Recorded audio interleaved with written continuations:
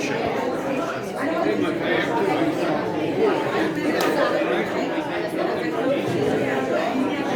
morning, everybody. We're going to start again. So, please find a seat and get yourself ready for another fun day. The manual that you're using, I think, is page 101.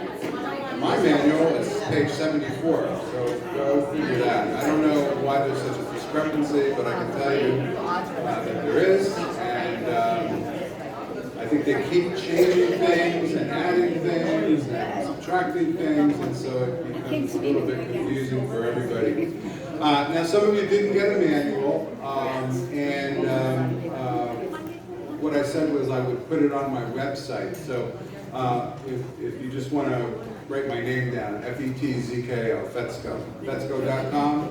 Go down to the bottom of the homepage. There's a little tiny hyperlink that says ABR, or ABR resources. I think I did it this morning. F-E-T-Z-K-O, F-E-T-Z-K-O. Please don't say F-A-T-Z-K-O. F-E-T-Z-K-O.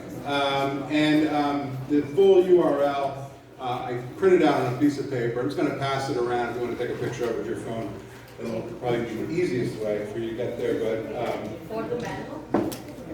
It's for the manual. I also put up the slide deck in there, the 315 slides that we have in the slide deck. I also loaded up there. And over time, what I'll do is I'll add additional resources to the ABR resource page. If you look on my website, you'll see there's a resource page for the regular school. Yes. Fetzko, F-E-T-Z-K-O.com. And so I have resources there for the pre-licensed class, which there may be some things there that are interesting to you, but mostly the ABR resource page, I just started it like an hour ago, so it's brand new. And it has the manual and the PowerPoint from yesterday and today. So hopefully that's helpful. And I mentioned yesterday I read the Star Ledger, every day, the newspaper every day. And today, home sales will change soon. Here's what you need to know. Oh my goodness, this is probably the best article I've read on the changes. And it tells you what to be concerned about if you're a buyer, what you should be concerned about if you're a seller, what you should be concerned about if you're a real estate agent. And finally, we're getting some accurate press coverage as we get closer to the date where we, expect this transition to occur. So I would just mention this to you. I'm not going to pass it around, but if somebody wants to look at it during the break, we don't need it here for people to look at. How's the sound today? Is it a little bit better? Yeah. Yes. Okay, good. Yeah, I dragged that other speaker as far as the cord would go, so hopefully that'll pick up the back part of the room. When I came here, I thought, this is a small room, it should be no problem. And when it gets filled up with people and there's a few conversations, it gets difficult. So, and then the microphone, ran out of juice yesterday, so it's a combination of things. It's all new equipment, so we're just learning how to work it. At the end of the day yesterday, there was a lot of interest, of course, in the topic at hand because we were talking about the lawsuit. And I'm sure what many people are very interested in, and when they put us through the training school, they say, don't dwell on the lawsuit, don't dwell on the lawsuit. I said, yeah, but people are going to be asking about it. And they said, yeah, we know, but we really want to focus on the buyer's agency curriculum, so try not to dwell, too much on it. Don't mention the names of real estate companies. They got a whole long list of things I can't do.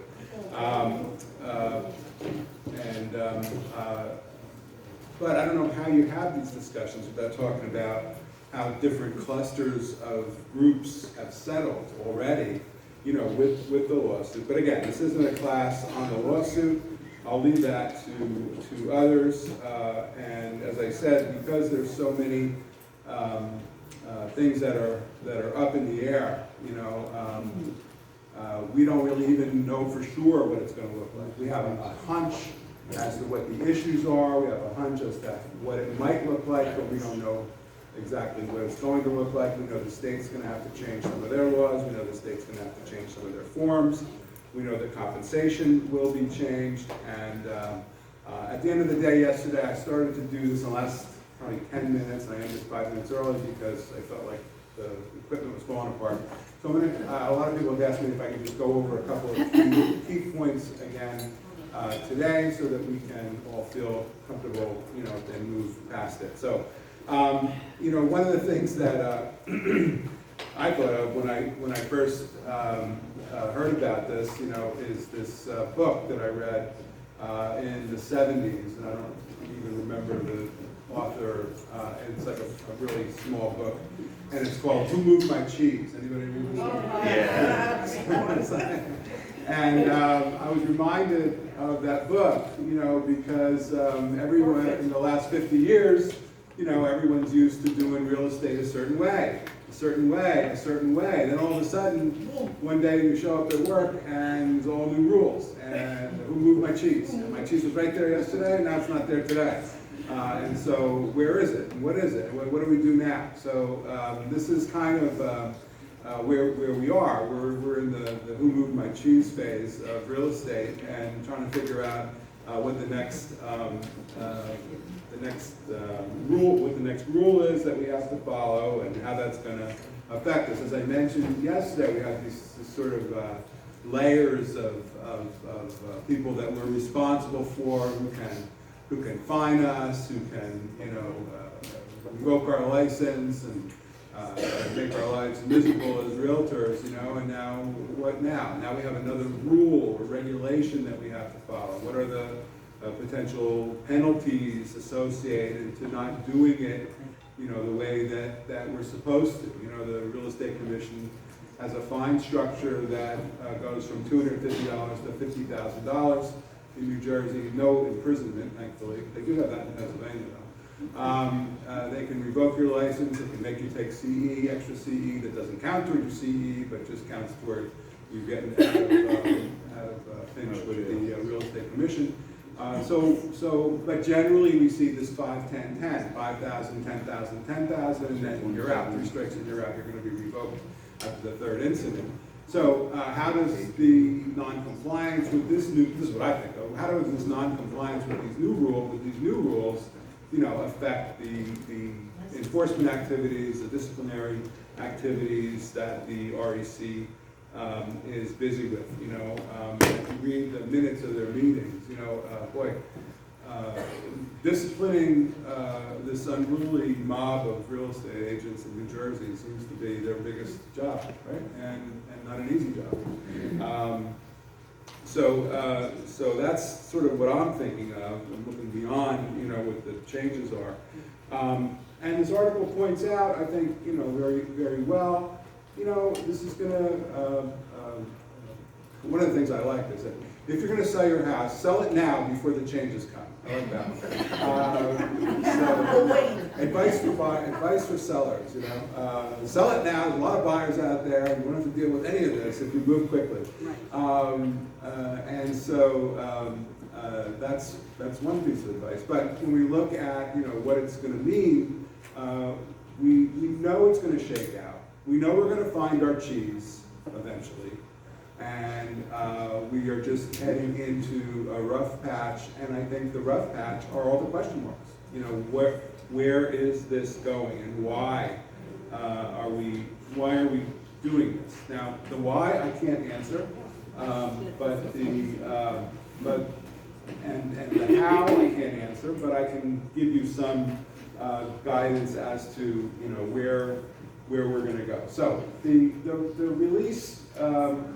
The agreement would release NAR, over 1 million NAR members, all realtor associations, all association-owned MLSs, and all brokerages that have $2 billion or more. Now,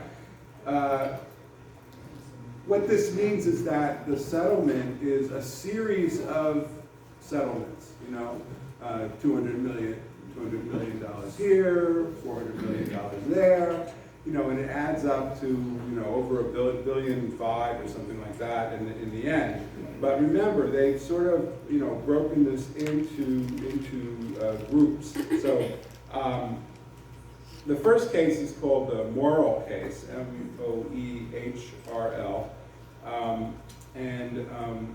And this is the one that says that basically buyer's agents are unnecessary. I think that's a good summary for that one.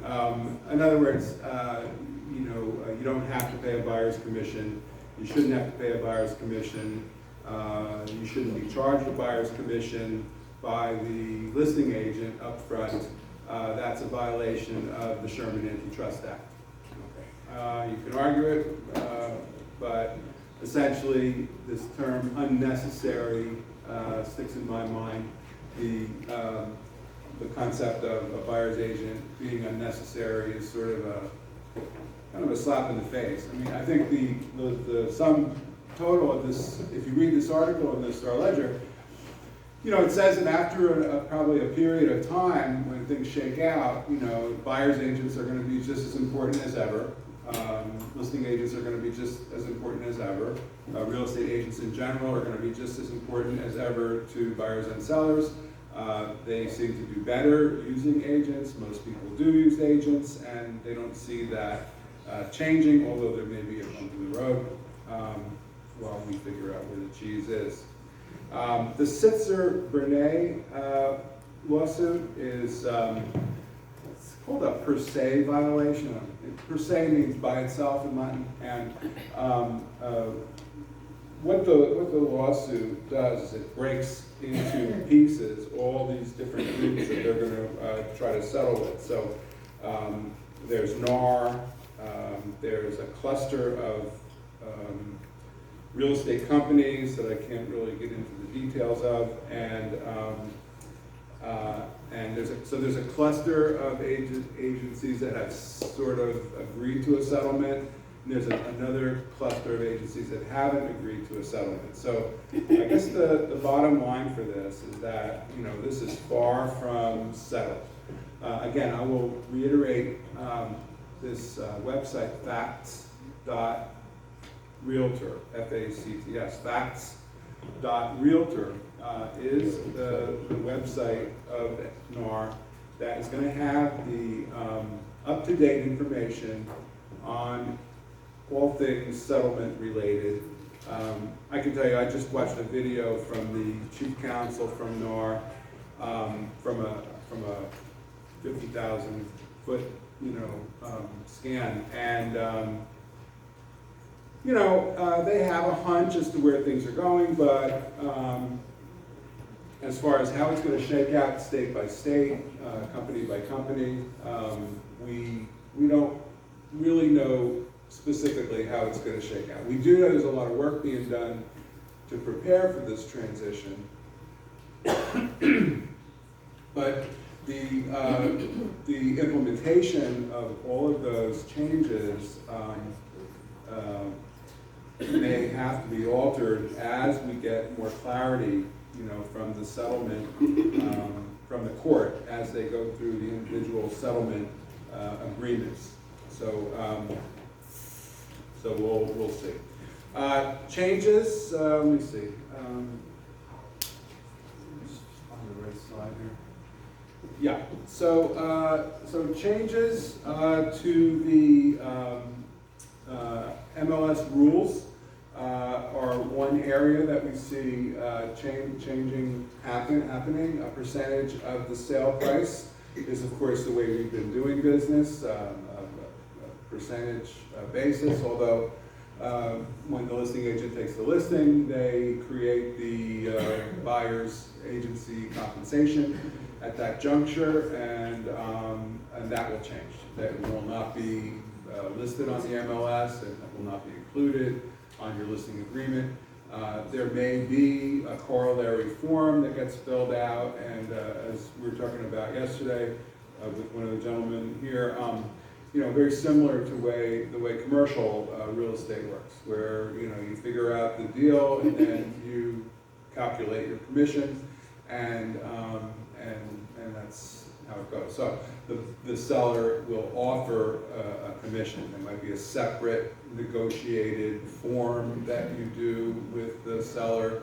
You may have to call the seller's agent before you show and say, you know, we have an agreement for compensation for buyer's agency, and just ask the question, see what's there, and then figure it out accordingly. So you may have to make a few more calls to put things together.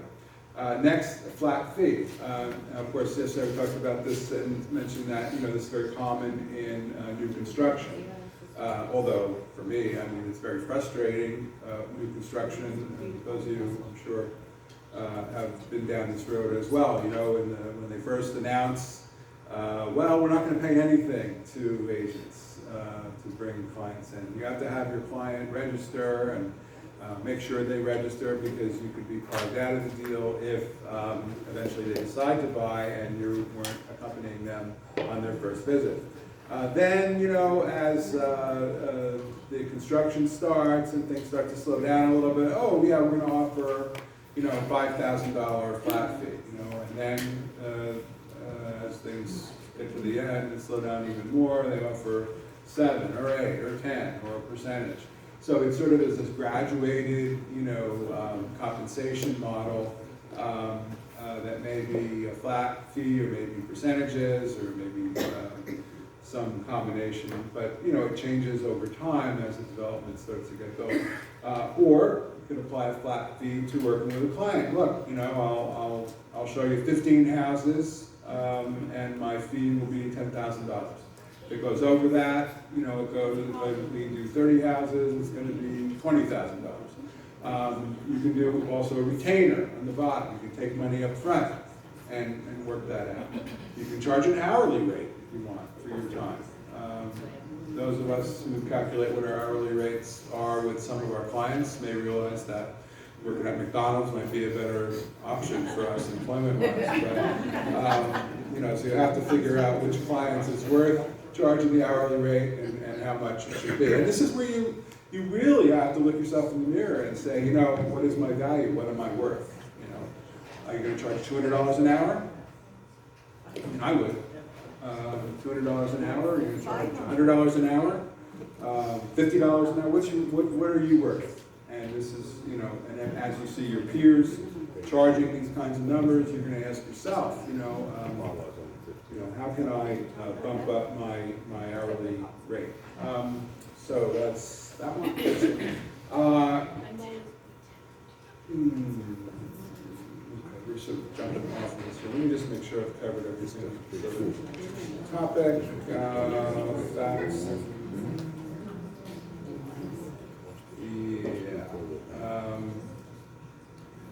So there's 4 things that have come out of the Department of Justice that we are going to need to adhere to, and honestly, I don't know where this slide is, but I know it's here somewhere. The buyer brokerage compensation must be made publicly available. So what that means, if there is a separate deal that's cut outside of the MLS with the seller to pay the buyer's agency commission, you're going to have to disclose that. Now, you can't disclose it on the MLS, so that's out. But maybe when you go into your Zillow profile to tweak your listing, or Realtor.com to tweak your listing, maybe you can add it there. I don't know. I mean, I'm trying to come up with what the potential option is if it has to be made publicly available. You can publish it, I know, on your company website. So if you have a listing, if you have a service or a non-syndicated service, a separate methodology that lists your property. When I say syndicated, I mean, you know, that system that pulls from the MLS and then you can search listings. If you have a separate listing service, you could add it, add the compensation to your website. That seems to be something that was an acceptable solution to this. That sounds like you know, we have to create new systems, and we'll have to, you know, go in and add this data and stuff. I mean, it's not an insurmountable thing, but it's certainly more work, you know, for the agent to make sure that all that information is correct. Agents must provide consumers with information on all properties regardless of compensation. So, I mean, how does that work with FSBOs? You know, what if a FSBO is, now let's face it, FSBOs are FSBOs because they're trying to avoid the whole issue of agent compensation, at least on the listing side. Some of them, of course, are willing to pay on the buyer side. But if we're required to show our clients all of the listings, you know, are we going to show a client a listing where there's no compensation to us?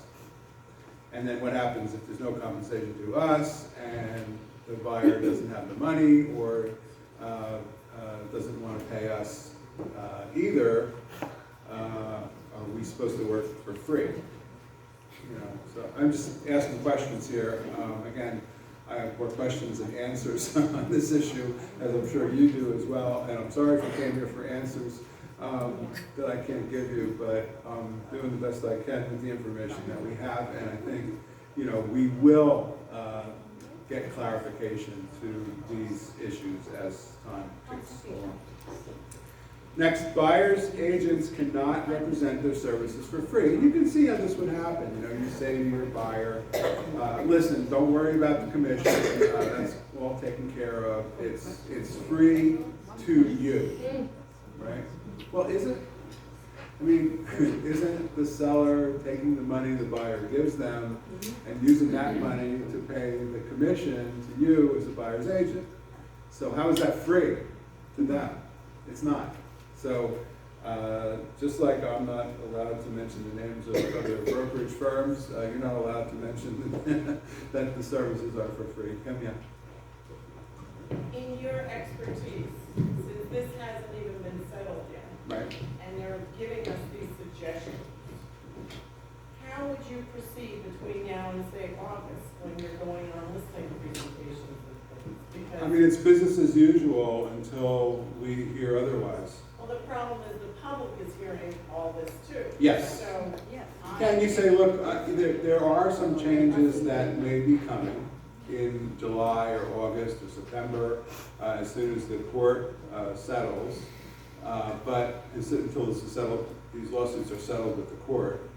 But for now, you know, we're going to continue to do business as we have for 50 years. So I'll keep you abreast of changes, certainly, because there may be a change. You take a listing today, and it's on the market, well, probably won't be on the market more than a week, but you know, if it is on the market for a few months, there may be a change that comes before you know, the listing expires. So you'll have who's going to. to govern these tax? Say, I it's $100 now, somebody thinks they're only worth Yeah. 50. Who's going to set the current? You know, I'm going to repeat a line that all of you have heard, and you're going to now apply it in different circumstances. All fees are negotiable. Right? This is the standard language that you see in the Sherman Antitrust Act. All fees are negotiable. Right? We've seen who remembers Foxton's, right? It was like called Foxton's 2% or something like that, right? Well, they went out of business because they fixed their fee at 2%. Even if you fix your fee low, you can still get put out of business by the government, right? So you have to realize that, you know, all fees are negotiable. When you sit down with someone, I don't care, you know, what fee? Flat fee, hourly fee, percentage fee. We all have been used to negotiating percentages. I mean, I mentioned yesterday, you know, if I could get 6% and I'll pay myself 3.5% and pay the buyer's agent 2.5%, you know, I've done that many times. You know, the buyer doesn't find out. The buyer's agent doesn't find out until the closing. They give you a dirty look, but what, you know, we can live with that, right? For a couple thousand extra. And now, of course, that's not going to be possible. We're going to have to disclose what we're being paid as a listing agent Why? with this change. Why? Because that's That's the Department of Justice saying that you have to. Why does somebody else have to know what we're being paid? transparency. But it's, I thought it was about buyer's agency, why are they looking at the listing side now? Yeah. Look, these are just some of the, so what you have here, you have the Department of Justice, right?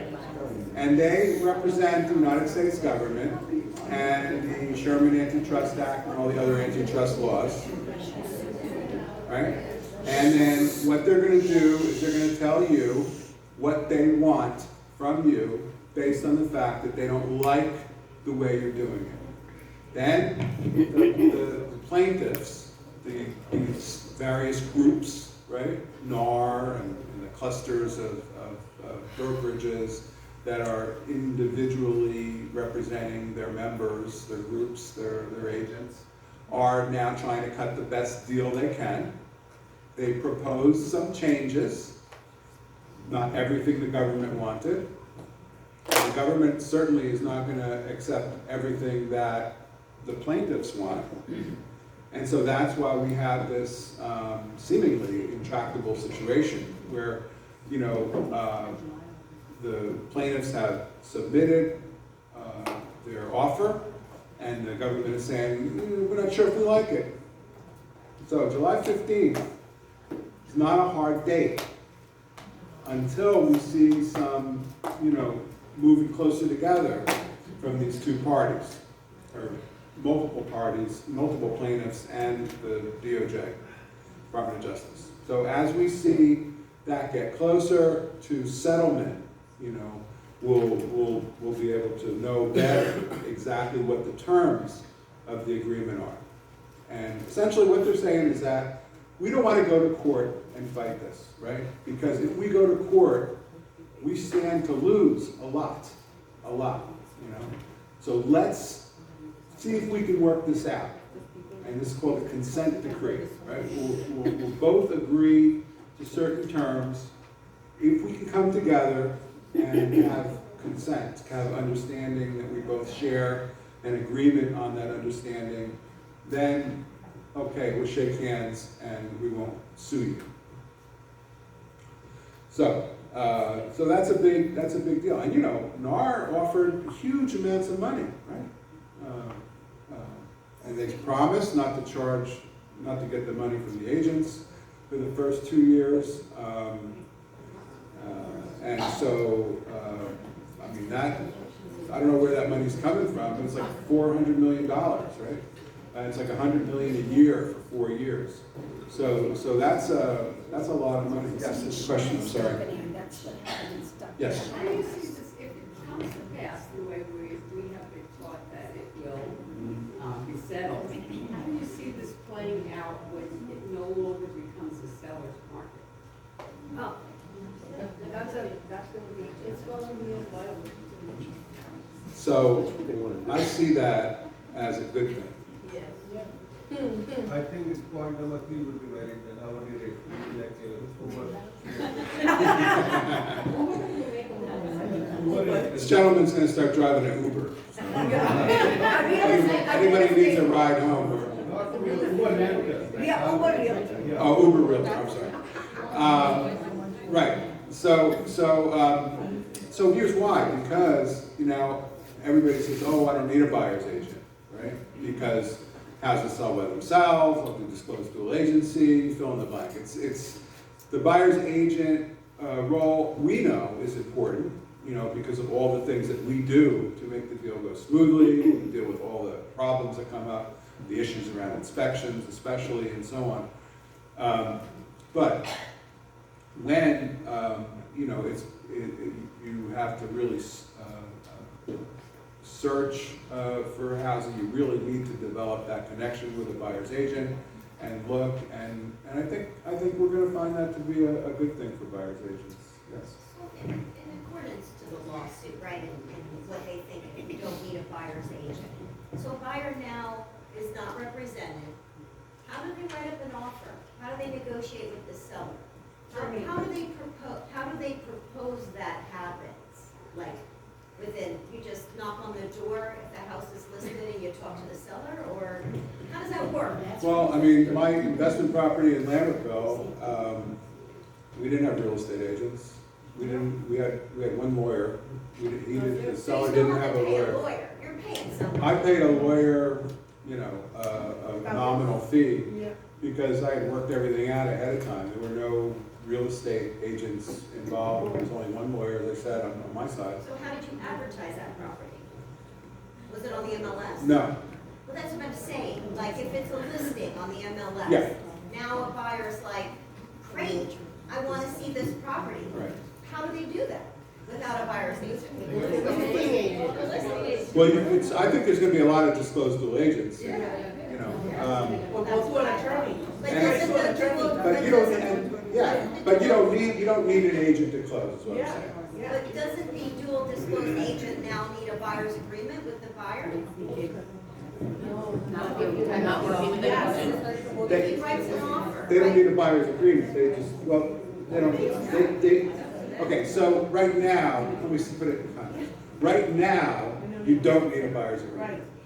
At some point, you will need a buyer's agreement, If you're the listing agent. regardless. If you're representing a buyer, you're gonna need a buyer's agreement. I know, but I'm the listing agent, I have, 6 buyers coming to me, and 6 people wanna make offers. I have to sign a buyer's agreement with each and every one of them and ask them to compensate me? If you want to establish disclosed dual agency with that buyer, it stands to reason that you would have to have a buyer's agency. And then they're agreement with still them. represented by a buyer's agent. But we're not needed. A buyer's agent and a disclosed dual I agent. just Yeah. don't understand. Yes. No, it'll come clear. Yeah. I mean, unless that is the equation, where it doesn't mean that the seller can't say commission now, they just can't advertise it. That's, no, See what I'm saying? So, I mean, if you're a listing agent, you're taking your listing and you speak to your seller. In today's world, right, we're negotiating and we're splitting our commission with the buyer's agent. That's what we're doing right now. Well, it's similar to I see it as similar to a FISBO, right? Well, you have a FISBO, what do? You go and visit the FISBO and you say, will you pay a buyer's agency commission if I bring you a buyer? Right. And they say yes or no, or then you negotiate. Right. So it's all a negotiation. So again, put out another commercial for the negotiating class. I think we're all gonna have to become really, really, really good negotiators. Yes. Sir? What are your thoughts on buyers coming into open houses? Do they have to have a buyer's agreement to walk in? No. Because they're customers. Customers can still be customers. It's only when they cross that Rubicon to become clients that you need the buyer's agency agreement. But you choose not to select them. Sure. excuse me, Then sir. you're not representing yourself. I don't know about that. Now we're talking about potential anti-discrimination issues and so on. You know, we don't like the way your shoes look, you know, when you come Sellers in. don't realize that they can't discriminate. Yeah, that's right, yeah. Daisy? What happens if dual agency just goes away? If they stop dual agency, then buyers will need representation, right? And buyers will have to pay their agent. I don't know. I don't think that's gonna happen, first of all, and it's built into the law. So, I mean, we're gonna see some changes to the law. I don't think they're gonna be radical changes, but we are gonna see some changes. Now, later on today, we're gonna have Barry Goodman do an hour on this. Yes. And I'm Yes, gonna, can we get back to that? and I'm gonna go through the 5-page, you know, thing when we have that. Yes.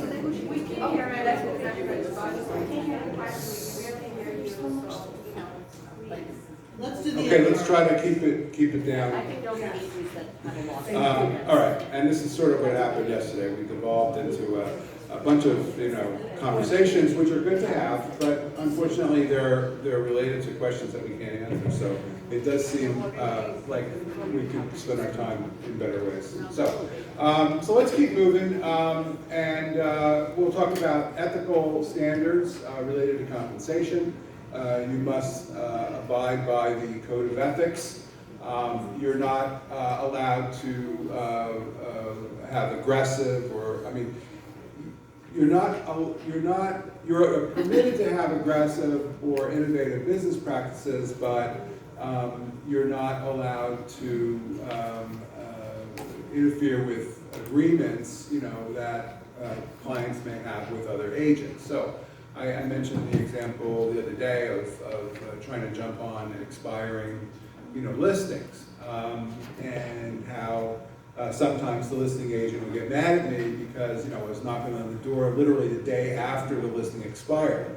And you can see, when the listing expires, of course, in the MLS. So those dates are pretty standard. You don't see a new listing, pop up with a new date on it, the date that it expires, and you figure, hey, it's fair game. Now, if I went 2 days before or a week before, and I start to say, hey, I noticed that, this listing's been here for 5 months and 2 weeks and hasn't sold yet, and it's probably because you have a lousy agent, and you really need to think about me because I'm a great agent. Now we're talking about, poaching clients and stepping on toes and breaking the ethical code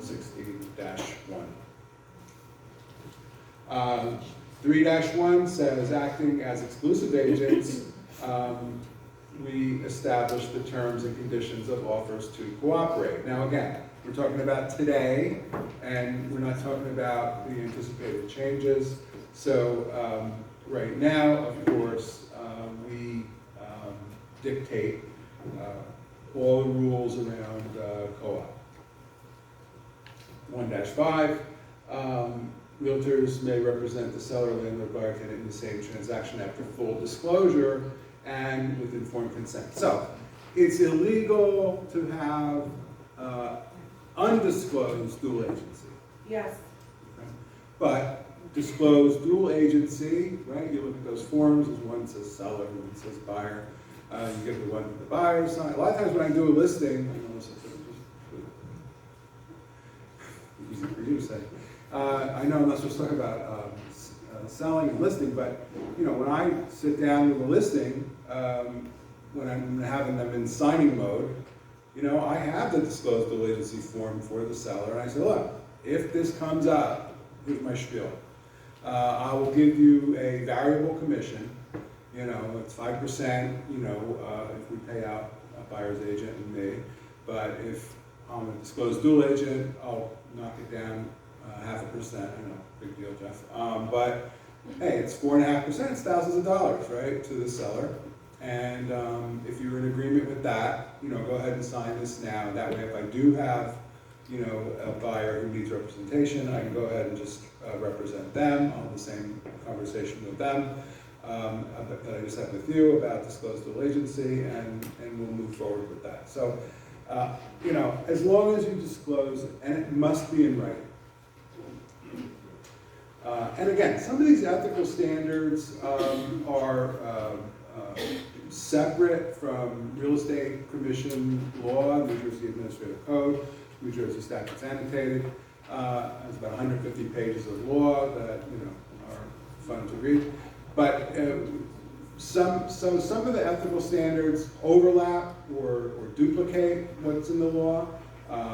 Some are not in the law, and some are contrary to the law. So we have to go through these, one by one and evaluate which ones are compatible with our existing, law in New Jersey and which ones are incompatible with our existing law. Obviously, the state law is going to supersede the ethical code every time.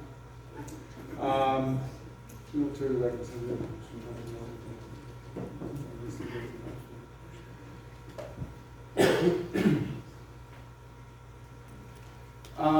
This is also interesting,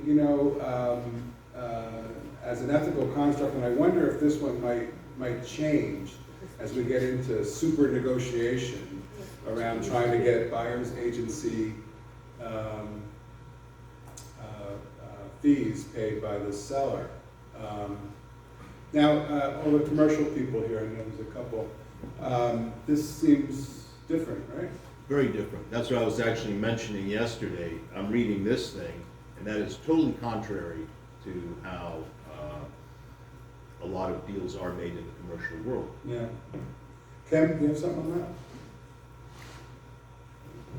that? Yeah, I think this might actually change, but for now, what we're saying is that, you know, at the point of time that the listing is taken, the listing agent is going to, in cooperation and negotiation with the seller, come up with the co-op fee, and you can't make any attempt to change that, you know, as the buyer's agent.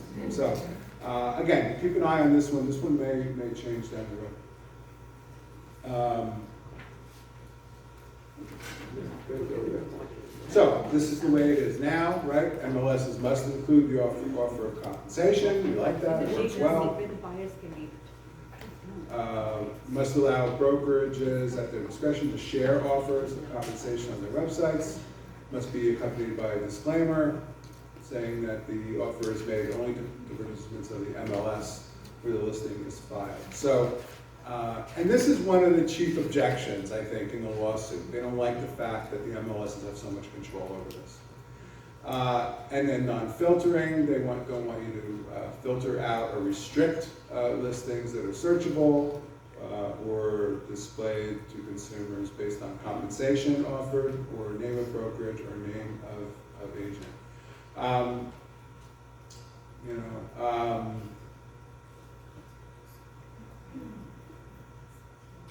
And you can see how that creates an inherent unfairness. You say, well, I don't want to work with anybody from that brokerage, or I don't want to work with that particular broker, or I don't want to work with any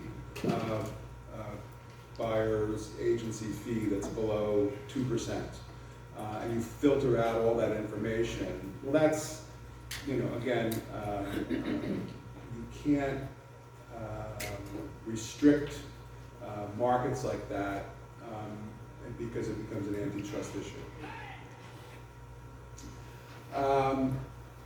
SOP 12-1. This is different than the Code of Ethics. That's COE. So these are MLS rules, basically, right? Realtors must not represent that their brokerage services to a client or customer are free or available. As we mentioned, we talked about that already. Code of Ethics compensation 1-12. Let's see.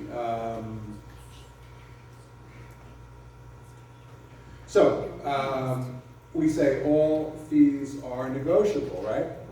But what if your agency says, listen, Jeff, we just can't spend money on all the things we have to spend money on if you're bringing in listings at 1%. So we're going to draw the line. So just because we have this law that says all commissions are negotiable, it doesn't mean you have to work for $1 and a chicken. You know, you have to, adhere to your company policies. I know in my, it may not be in mine. I know it was in a independent contractor agreement I was reviewing. It said a 2% minimum on the list side. There wasn't a restriction on the buy side, but there was a restriction on the list side. So if I'm sitting with a client and they say to me, I want to list the house, this is classic FSBO, right? FSBO client, I want to list the house for 2 months and I want to pay 1% for the listing fee. And then you work from there, right? That's your negotiating skills. And then hopefully you get them up to 2.5 and 6 months after you're done explaining to them why. But maybe you have an agency policy that precludes, you from going below a certain number. So it's still okay to have an agency policy. So remember, we have many masters, right? The independent contractor agreement, the MLS rules, the state rules, federal rules, municipal rules. We're just surrounded by rules and regulations, and it's no wonder why we get fined. Anybody been fined? Anybody? Raise it. I have. Someone said that if you haven't been fined, you're probably not pushing it hard enough. Right? You're not doing your job. I got fined for an under contract sign. Oh, I get This was, there was a town in New Jersey that did not allow under contract signs because they said it advertises you as the real estate agent. Look how great I am, I sold this house, right? As opposed to the for sale sign, which advertises something for the public, you know, like, hey, you know, this house is for sale, if you're interested, come and buy it. Because I have a background in advocacy, I used to be a registered lobbyist in New Jersey. I invoked the New Jersey Association of Realtors, and that law no longer exists, I'm happy to say, as a result of our advocacy efforts. So they had some kooky laws in this town, and we actually repealed like 6 laws that were unfriendly to realtors. So, you know, sometimes, you know, it pays to, you know, spend a little extra time and fix the problem that shouldn't have existed, instead of watching your friends get fined $125 for nothing. Next, let's see. Got that off my chest. Let's see. What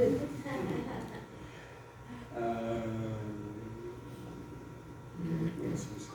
Compensation. Compensation for listening purposes. Potential for listening purposes. All right, so we already talked about that. When entering a buyer agreement, realtors must advise buyers, tenants, the realtor policy regarding cooperation, the amount of compensation to be paid to the client, and potential for additional or offsetting compensation from other brokers, sellers, or other parties, any potential for the buyer representative to act as a disclosed dual agent. Okay, those are things that are pretty standard. Disclosure of compensation. So compensation is 2 parts, of course. It's the listing plus the buyer's broker compensation equals the total compensation.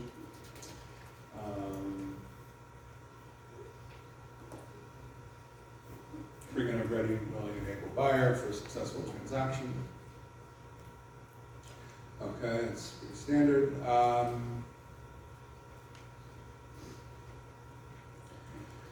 So when we sit down with the seller, we really need to explain to them, of course, how the compensation works. So this again sort of falls under that category of, you know, don't tell the buyer that the service is free. Explain to them how it works. Now, how it works today, we know, we can explain it. How it's going to work as we go through some of these changes, we don't know, but we will find out. And I would venture to say that we all will have many more classes and Zoom meetings and videos and edicts from on high to explain to us what we need to do and when those dates for those changes will be effective. Negotiate it, yeah. So co-op compensation with seller. We've all had these meetings. You know, we sit down with the seller and go through the tedium of how much they're listed for, how much commission, and what the length of time for the listing is, and all that, and what happens if it doesn't sell, and so on. You know, and those are all going to be different conversations. You know, when I sell land, you know, my standard is a year, right? A year duration. I mean, you know, it's tricky. You know, somebody wants 90 days to go before the Board of Adjustment and see what they want to do is feasible.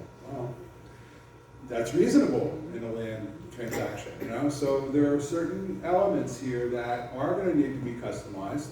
So when we talk about, you know, having those discussions, negotiating all of those components, those are, it's more than just the co-op compensation,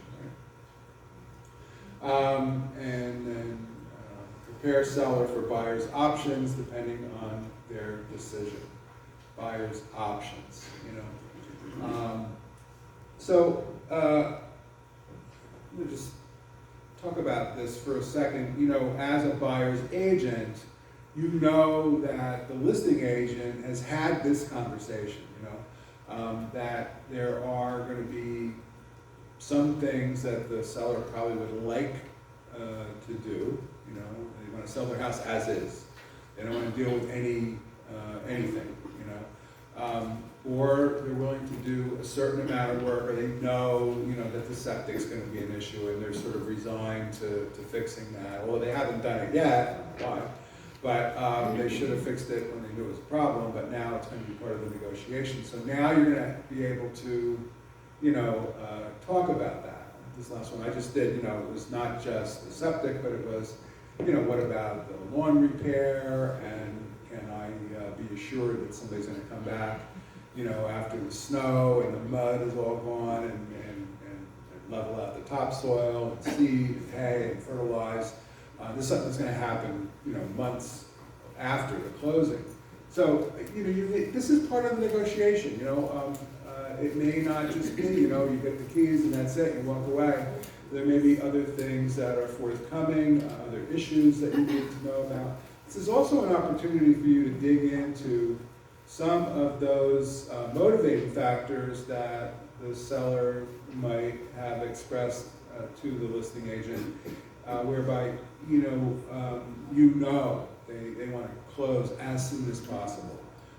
You know, if you're going to close in 4 weeks, that might, you know, even for less money, that might move your offer to the top of the pile. So the listing agent is a font of information. You know they're going to have a lot of details because they've been engaged with the seller. And so tap into that as best you can. All that information is going to benefit you from the offer stage all the way through closing. I just have a Yes. question. I was trying to show a house that was listed with open door, and it was very hard to get in touch with somebody. And if that agent... Ironic. And if that listing agent is in like Texas, like they were, or something, so how are you supposed to go about that as a buyer's agent?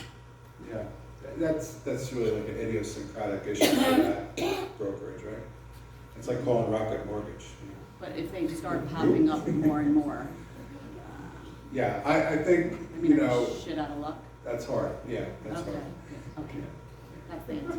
Got it. It's not usual, right? It's not common. What, open door? Yeah. Oh, You see a lot of it? Yeah.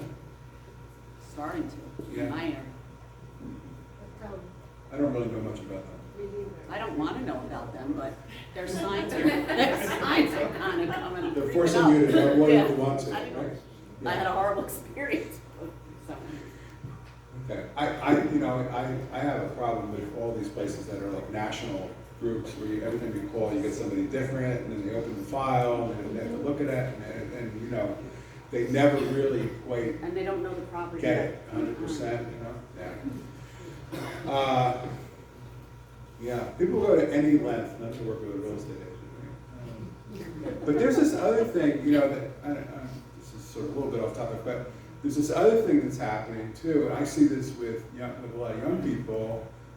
It's called agoraphobia, you know, the fear of the marketplace, where, you know, people are afraid to pick up the phone and talk to somebody. They want to text. They want to text emojis. You know, they want to text and they want to, you know, email. I'll never forget, I overheard this in the office one day. It was so perfect. And somebody was like, pick up the phone and call him, you're in sales. And I'll leave out the expletive at the end. But, you know, like, don't be shy, right? You have to sort of put yourself out there and engage with others, you know, connect with other people. You know, we're all human beings, and in the end, this is a face-to-face business. Okay, compensation during the term of contract. Buyer enters the contract to acquire real estate. Okay, so that's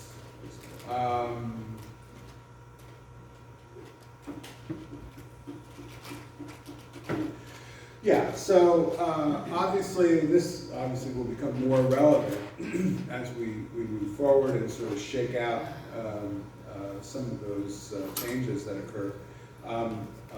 You need to let the buyer know that there's no compensation being paid to you. So this might be, you know, the time where you realize that, oh my goodness, you know, I need a buyer's agency agreement and one that identifies compensation. I have a question. So like, let's say if you're a team of, like, say 2 people, or you have co-agents or buyer's agents working under you as a listing agent, are you supposed to disclose that you're also involved in a way? I mean, even though you're not a disclosed agent and you hand the buyer to your co-agent, so you have to disclose that you're giving money to a co-agent also, I guess, right? I mean, I have done that, but when it was a referral, you know, that. No, what I mean, like, let's say if I'm working a listing and this one is my co-agent, because, you know, we're handling the buyers together. So if we take a buyer and they come to me and then she's going to handle that, I'll have to disclose what I'm giving to a co-agent also? No. No, what this is talking about is if there's not a buyer's agency fee that's offered by the listing agent. So in other words, let's take FSBO, I think is another good example.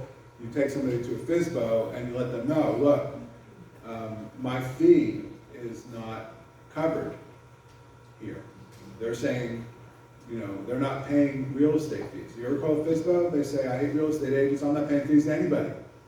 So if you want to bring a buyer, fine, but don't look for any money from me because I'm not paying out. What do? I don't do this. You don't take the client to the FSBO. You don't do FSBO. But what the agreement, what the ethical code says is that, you know, you should disclose the fact that you should take the client, it's assumed that you should take the client to see the listing, and you should disclose that they're not paying you a fee, which takes to the next question, which is who's going to pay the fee, and that's you, buyer. You know, so the buyer's agency agreement, you know, has the slot there for the fee to be inserted. So the buyer is going to have to pay the fee. And especially vis-a-vis the new changes that we anticipate, one of the issues, remember, identified by the Department of Justice, is that you should take the client to see all houses. So now you say, I don't work with FSBOs, that may not be an option for you No, anymore. I don't work with buyers much, that's why I said that. So I assign a co-agent to the buyers, that's what I'm saying, that if they sign Right. under me, do I have the ability to assign that client to a co-agent? Right. I'm just saying that, you know, you may not have the latitude to, Okay. you know, restrict your practice, yes. So, I had a point on this, that I'm actually gonna show a FSBO probably over the weekend to a buyer of mine, and I have a buyer agency in place. But the rub is, the question out there is that I know, and they're comfortable paying me my fee, which I can't share with you, but, because I can't talk about that, but they're comfortable paying my fee, but if I engage with the seller and say, will you cooperate? And they say, we'll cooperate at X percent, which is lower than my percent. I can't get paid for the 2 parties. So I'm in a position right now where I don't know how to engage my buyer. I mean, they're comfortable paying my fee, but I don't really even want to engage the seller asking if they're going to give me I think you can get paid by 2 parties. I can't get to that because I'm the only agent involved. If it's lower, you can't get. Yeah. Well, I'm using no They buyer can agency. compensate the buyer and the buyer. Why would the FSBO guys pay you anything? So can the FSBO, no, I can't get paid from FSBO. No, but why would he pay you anything? It's not a Buyer agency agreement that only disclosed dual agents cannot be paid by 2 sources.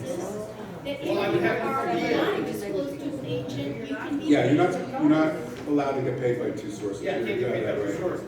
So if I try to engage the seller and say, will you pay something, and they say, oh, I'll give you a As long as percent. it's not the same agency. Yeah. Yes, you can, as You long, can. it's right Well, there ask in the Gary, buyer's that's agreement. what it is. It's right there in the buyer's I think agreement. as a But a disclosed FSBO dual agent, doesn't you look can, at but as a buyer's agent, you have to be paid by the buyer. That is what I The know. buyer's agent, I'm talking about the buyer's It's agent. very clear. She has a good point. She So, said, what basically they say is that if you're a disclosed dual agent, you can negotiate One again. party. Yes, you can negotiate separately with the buyer, right? Or whatever you have agreements with the seller's agent compensation. The buyer has to agree to pay your commission. It's nothing to do with the listing agent and the seller. We can only offer your compensation. the buyer can use it towards the closing costs, inspection issues, whatever they want to do with it. It's their decision to pay their buyer's agent or not. Nothing to do with the listing side. Right. That is the separation. But you can only negotiate You with can- your own agent, You not can the do listing. concessions too, which is a whole Yes, other but- issue. yeah. Right, yeah, that's true. Concession Yeah, that's part- true, that's actually true. We could ask for a concession, which is not, that would be coming to me, that would be coming to them, and it's all, but it has to come from one party, it has to come from one party. Right, one party. All right, I'm sorry about. Sorry about the rest. That's okay, yeah, I have a lot to get through. I just don't want to miss some of the stuff, because timing is important on these slides.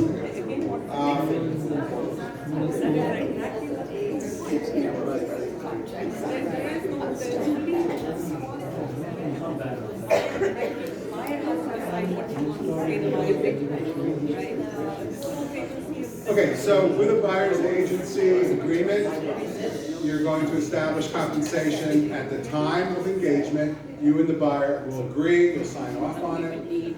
It's not subject to seller and listing agent agreement. This is your agreement with the buyer, right? Compensation is always negotiable. You're going to disclose what buyers may owe prior to showing. So you want to make sure they're going into this with their eyes open, because you don't want an issue where they don't understand what's going on. Communication, of course, is very important, because otherwise you're going to have a crisis on your hands when you get to the contract phase. So, buyers have choices. They can choose not to look at the property. If you find that, this property is going to have a more out-of-pocket expense for the buyer, and you explain that to them, they obviously can choose not to look at the property. They can pay the brokerage at closing, or you can ask the seller to pay it as part of the contract, sales contract. Article 16 says that commissions are negotiable. Again, these are flyers that are available from the ABR website. I was on there today, actually, this morning, looking at some of these things. Commissions are certainly negotiable, and doesn't standard of practice 1616 prohibit me from negotiating my commission after showing the purchase offer phase or after we have an accepted offer. If buyer is paying the brokerage, prior to submission of an offer, listing brokerage and cooperating brokerage may agree in writing to modify any offer of compensation. Now remember, this has to be, have the state law overlaid on top of it, but right now, this is something that we can do. Brokers, agents should not use terms of offer or to modify part of compensation or make the submission of offer contingent on a modification. So, you can't rewrite that agreement or request that be altered, as a condition of your offer. You have to make sure your clients are making an informed decision. Again, communication is what we're talking about here. Making sure they go into this with their eyes open. You don't want any surprises. I mean, the whole deal could blow up, obviously, if you're under the impression that they understand and they don't understand, and it's going to come to a head when they see a big number on a piece of paper that they have to pay, and then it's going to be, a crisis.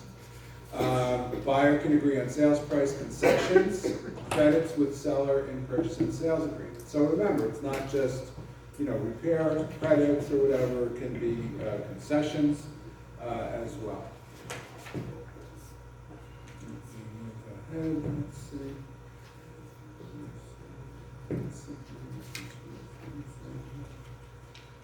Yeah, okay.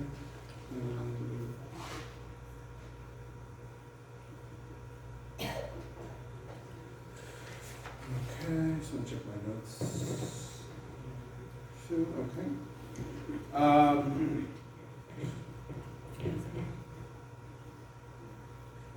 So if you don't have a written agreement as a buyer's agent, right, you can disclose the range of compensation to buyers prior to showing.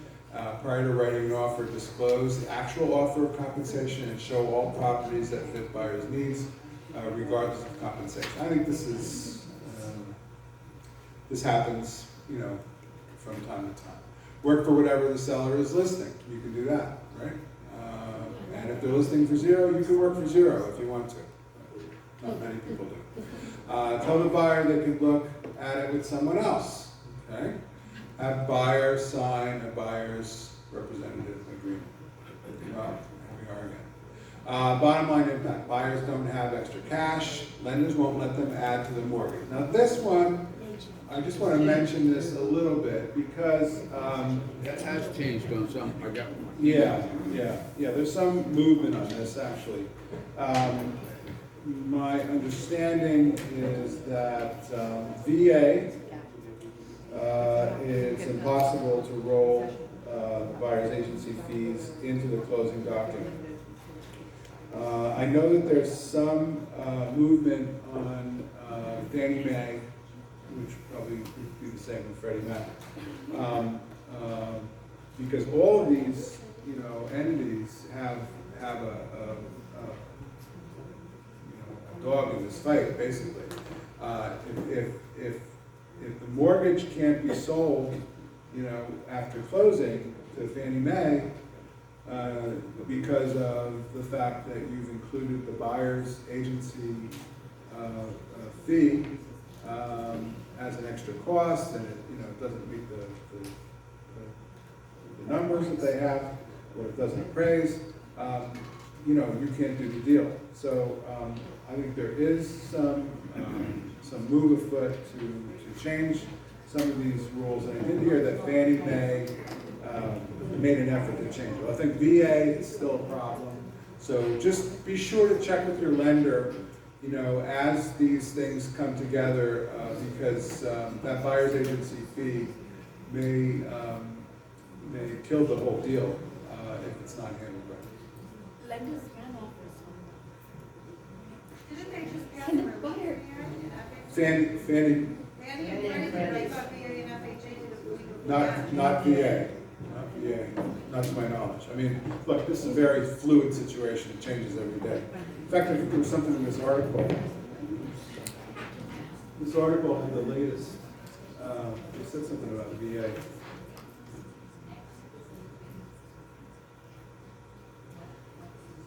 Yeah,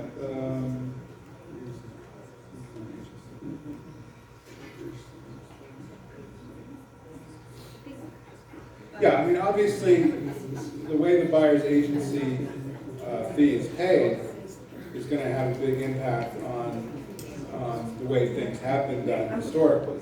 Now, we would hope that they would change some of those rules so that, you know, we could actually, you know, still function with the new laws. But we don't know for sure about VA, and I don't think that Fannie and Freddie are are solid yet. But I think they're getting there and they're addressing it at least. But of course, buyers don't have the extra cash to pay the buyer's agency fee. So you know, and the question came up, you know, can you do a concession? You know, which, you know, we used to do in a buyer's market, right, all the time, as long as the house appraised, you know, but all the ones that I've done were used because the buyer didn't have enough money for closing costs. So if they were spending $500 on the house, we bumped it to $520 and give them $20,000 back at closing. And that seemed to be acceptable under the rules. The problem is now, you know, is will the house appraise? Especially if they're asking you to, you know, waive the appraisal, and so now you're going to be locked into paying an amount of money that's an unknown amount of money, and hopefully there's enough cash in the deal to make the deal happen. And of course, the bottom line here, if they don't have the money, you know, they have less to offer the seller. So of course, that's not going to go over very well in this market. Additional compensation issues. This is what we were talking about before. If the offer is more than agreed, should be addressed in your buyer agreement. You must disclose to the buyer of making more than what is in the buyer's rep agreement. Can be addressed in the buyer's rep agreement to provide a range of acceptable compensation.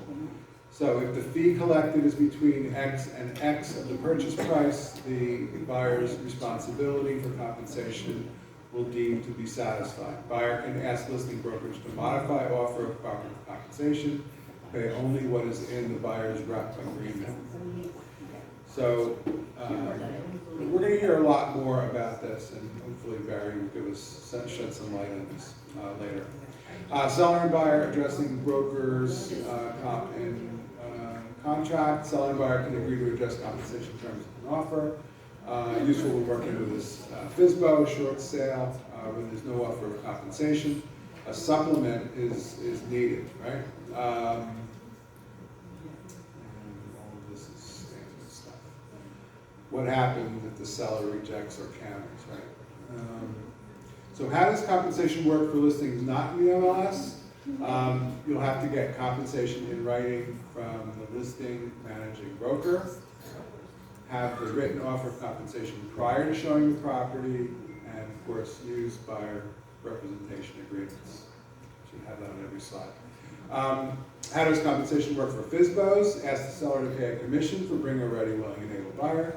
Include the amount of your compensation. Ask the seller to credit the buyer at closing so the buyer can pay. Buyer can include compensation language in the purchase contract. VA, this is what we were talking about before, does not allow the buyer to directly compensate a buyer's rep. Offer of compensation from the listing broker cannot exceed offered commission. And that's still a problem right now. When buyers won't sign, recommended that you have a criteria for which buyers you will represent and those who will not, as mentioned before. Check company policy on the requirement the company might have a policy that won't let you, work with. Now that shifts the burden from you to the company, so that's always good in terms of any concern that you might have about fair housing or other problems that could result from that kind of individual policy. If buyer won't sign and neither the state nor your brokerage require an agreement to sign, you have some options. One, you can do a short-term agreement. We talked about that yesterday. That was great. Non-exclusive, trial basis, specific property, permit a buyer to cancel. And the most important thing about this is that when you implement one of these policies, just make sure you do it uniformly across the board. If you start to pick and choose who gets, what policy, that's when you open yourself up to fair housing problems. And then that's it for module 3. Let me move on to 5. Jeff, yeah, move go ahead. back to what you just said. Mm-hmm. And so I can choose any one of these short-term, non-exclusive, or trial basis options, right? Yeah. Depending on the buyer? Yeah, But I need to use that same protocol with everybody. right. Okay. Just be consistent. You can actually share those 5 items and say, look, these are the 5 options that we Choices. have. I'd like to think about this option. So hopefully that works. Again, these are some flyers that are available on the ABR website. Time for a break? Oh, commercial. Commercial break. Commercial break. I'm not down with the schedule yet. I apologize. I'm still finding my way. Okay, it's 10:20 or thereabouts, so it's time for commercial. Raj.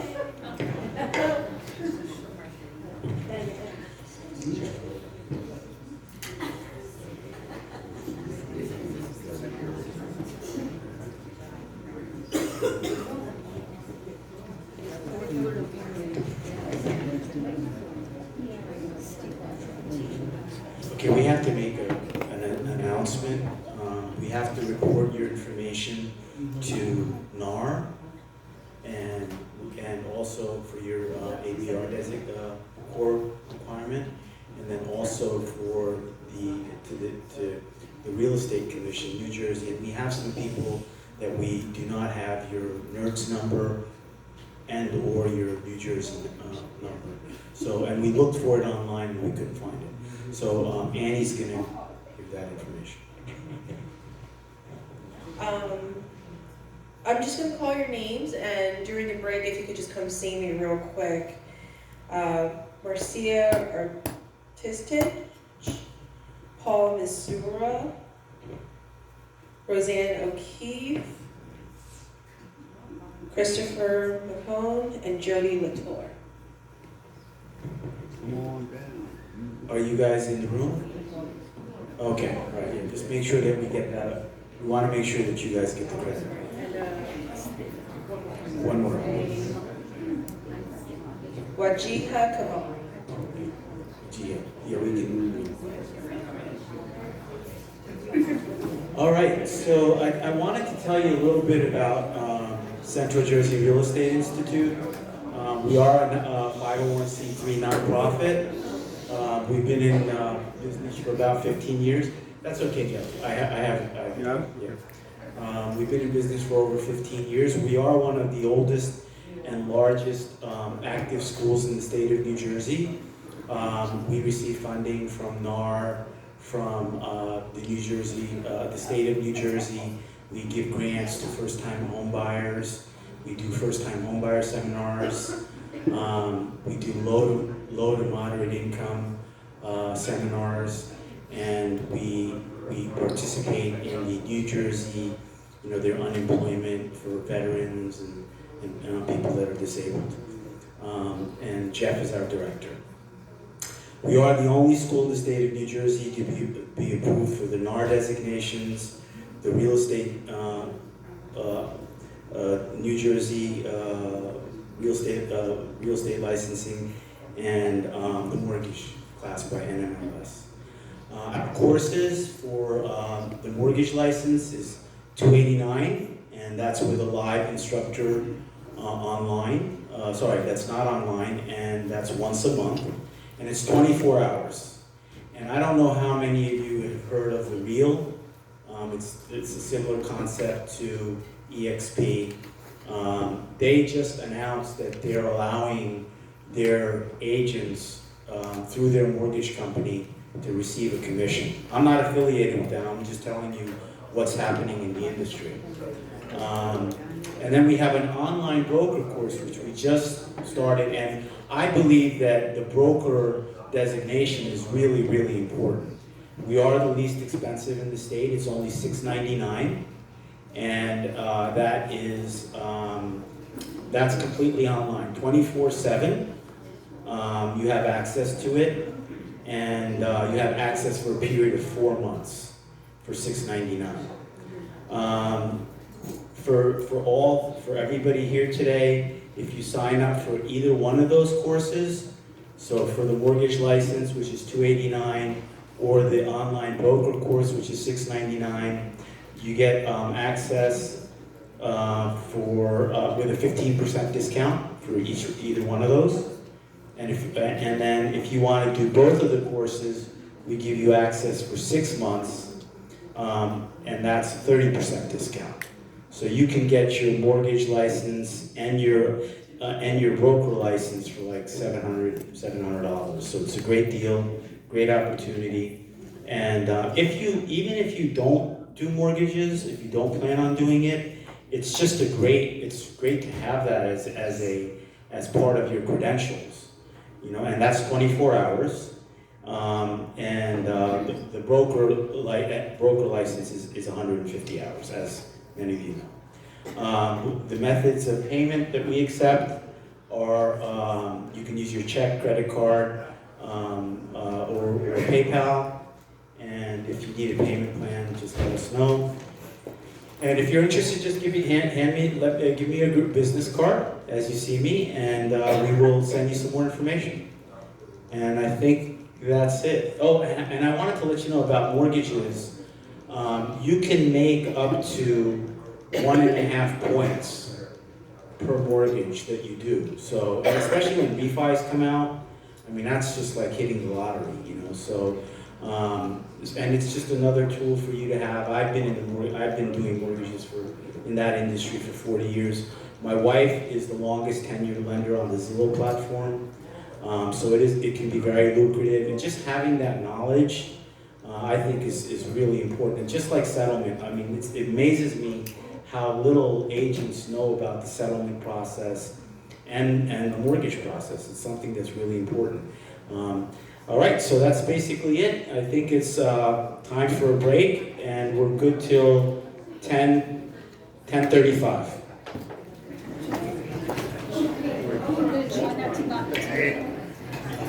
Yeah, that goes for me too.